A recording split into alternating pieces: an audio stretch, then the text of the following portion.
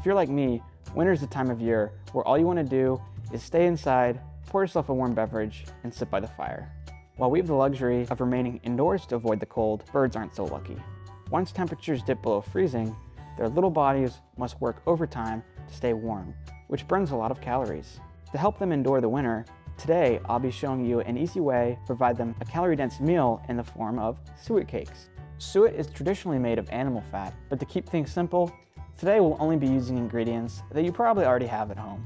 Peanut butter is a great alternative to animal fat because it's mess-free and it doesn't require any cooking. I actually prefer to use the stir kind, but make sure that you only use 100% peanut butter because we don't want to add any salt or sugar to our mix. The next ingredient is our birdseed. Now you can get creative with your birdseed mix depending on what kind of birds you want to attract. To attract a wide variety of birds, we'll be using our sunflower seeds.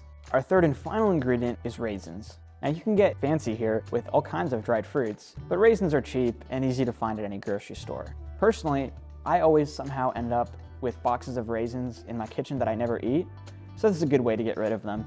Again, this isn't meant to be an exhaustive list, and we encourage you to experiment to see what the birds in your backyard like to eat. Just remember though, that our goal is to provide the birds a healthy snack, not a candy bar. So the better quality of ingredients we use, the healthier our birds will be. Now that you have your ingredients, you'll want to combine them in a large mixing bowl with a spoon or your hands if you'd like. Keep working the mixture until you remove any large globs of peanut butter. We don't want any peanut butter to get stuck in the bird's beaks or feathers.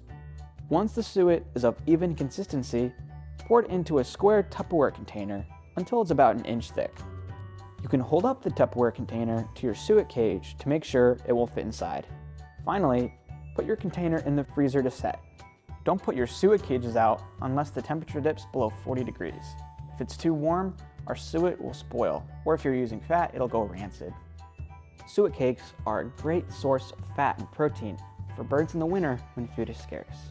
We hope the next time you curl up by the fire, you'll be able to look out your window and enjoy the view of birds at your feeder.